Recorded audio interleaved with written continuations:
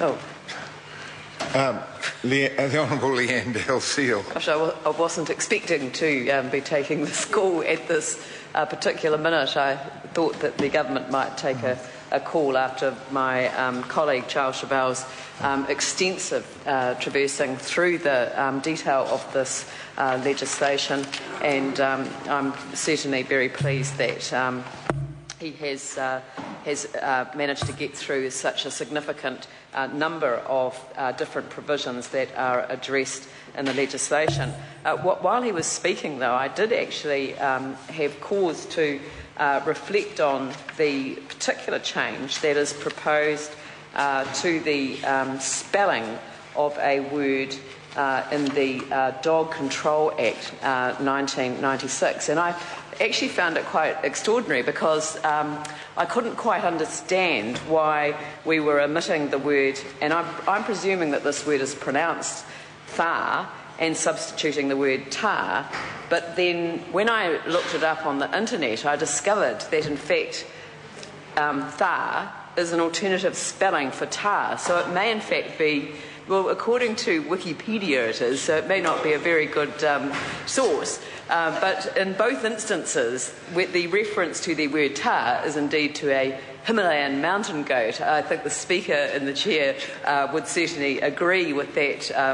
With that, and given that that conclusion was drawn from the same reference as that it was accepted as an alternative spelling, then that may in fact be correct. And I'm obviously going to have to do some further research on the matter. Not that it's going to be of much import after this legislation is passed, because we will be instating the correct spelling and the accepted spelling, and in fact this is the spelling that is accepted on the Department of Conservation website. Because what I also discovered in my analysis while my colleague was going through such a detailed analysis of the other parts, I really wanted to pick a part that he hadn't dealt on. I discovered that in fact there is an entire tar control plan dating back to 1993, and I suspect that the Speaker himself has some knowledge of this, given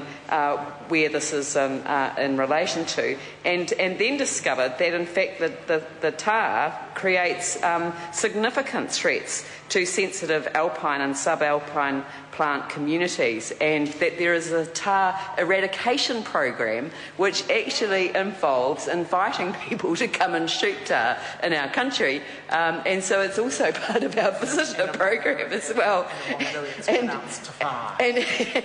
what I wanted to know, thank you, Mr. Chauvel, but what I haven't got to the bottom of yet is why it's in the Dog Control Act of 1996. So that's a little mystery, but I hope that my sharing of the controversy now surrounding the correct spelling of the word tar has in fact added some levity to an otherwise potentially dull piece of legislation. But the reason that I wanted to seriously take a call is really to back up what my colleague said in relation to into the importance of the Statutes Amendment Bill.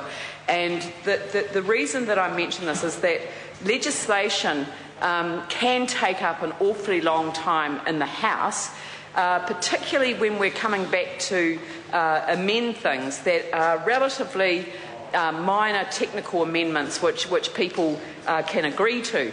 And so the Statutes Amendment Bill as a process is an omnibus bill that is accepted as an omnibus bill because it has the unanimous support of Parliament, and I think that is its strength. Enables us to actually deal with technical amendments, relatively minor amendments, things that are not controversial but may be significant. But if they're not controversial and there is essentially that unanimity about the need to deal with things, then the Statutes Amendment Bill is a great opportunity for that.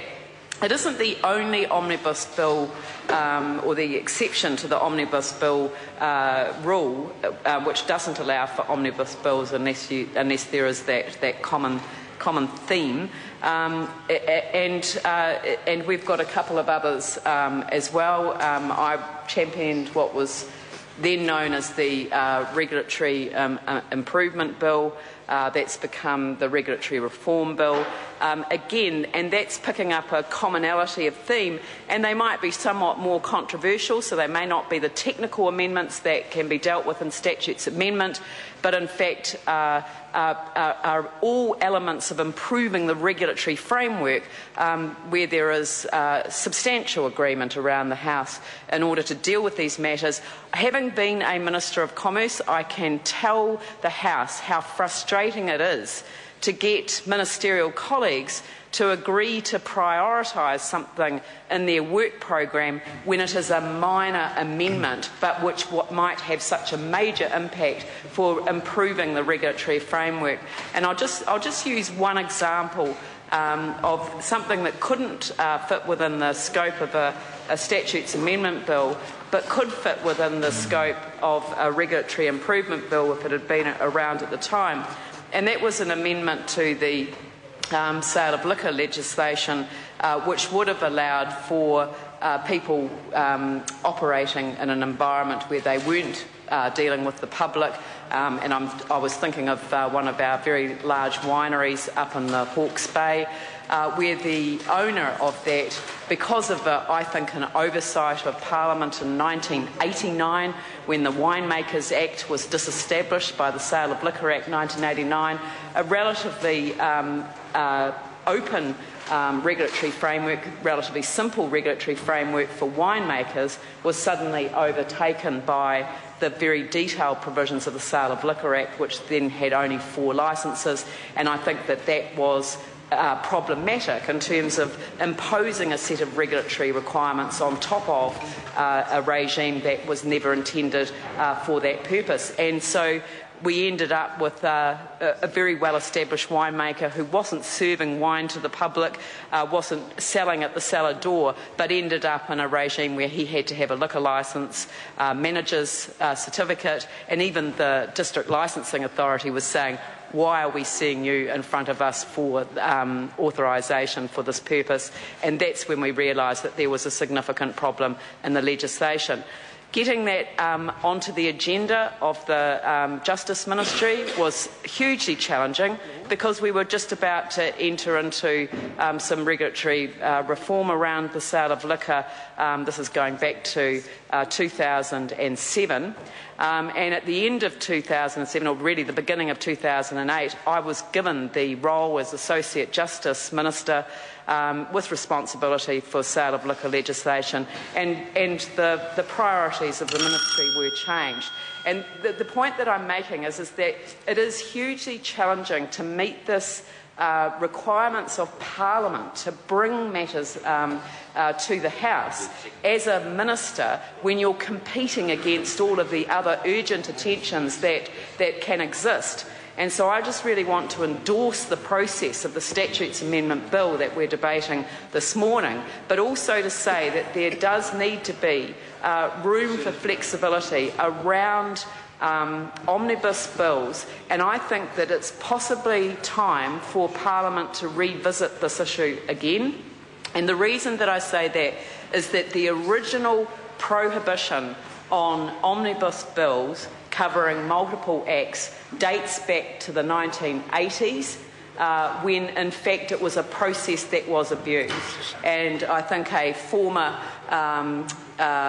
Prime Minister of this country, Sir Geoffrey Palmer, wrote a book called Unbridled Power, and part of the unbridled power was actually in relation to the fact that the omnibus bill technique was used to cover for massive changes that were never communicated to the public, such as the Social Security Amendment Bill containing massive benefit cuts and all sorts of other things, or a finance bill, a finance measure that would in fact cover many, many pieces of legislation. So I'm a great supporter of omnibus bills. I do think they need to be constrained so they're not abused, but I think that the Statutes Amendment Bill is one that's really stood the test of time, and I'm very pleased that it's going to be completing all of its stages today.